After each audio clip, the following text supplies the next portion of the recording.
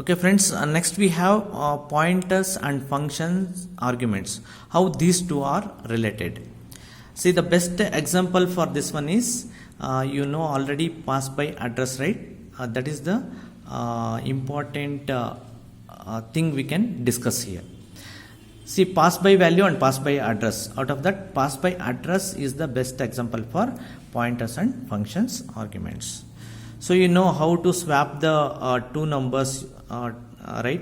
So the same technique we are going to use here. See, here this part is known as function definition and this is main function, and here we are having the function call. So I actually always the execution will be starts from main function. Here I am taking two variables a and b. A is equal to 10, b is equal to 20. Then I am printing the values of a and b before calling the function. So values of a and b before exchange is equal to %d and %d a comma b. So original values of a and b will be printed here. After that I am calling a function called exchange. Exchange of what is the arguments I am passing in this function?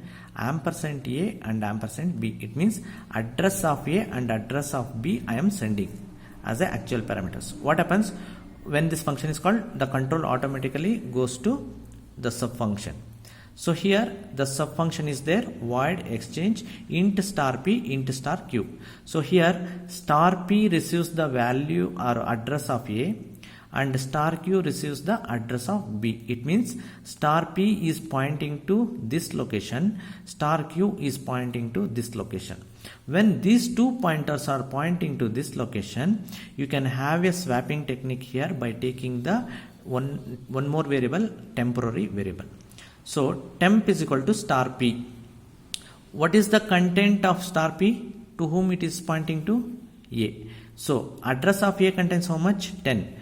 10 is assigned to temp now. So temp is holding value 10. Then what I do? I'll assign star p is equal to star q. It means the q value will be assigned to p. In the previous example, p value assigned to temp, correct? So that now I can store q value to p. What is the q? Star q? Star q is pointing to ampersand b, and ampersand b, what is the value stored? 20. Now 20 is assigned to p. It means this one. Okay na? So b value changed to a in form of q and p. Then whatever the value stored in temp, that I can assign to q. Because q value stored to p, no, I can store whatever the value stored in temp to q. The statement is star q is equal to temp. See, star q is a pointer. Now it is pointing to this one. So this, in this address, what is the content stored? 10. That will be assigned. Now the values are exchanged. So a will be having now 20 and b will be having 10.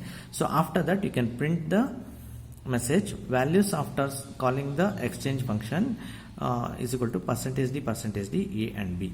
So if you use this technique, the values of a and b can be exchanged by using pointers. See, pointers are star p and star q. So this example is known as pass by address. So the topic is how the pointers and functions are related. Thank you.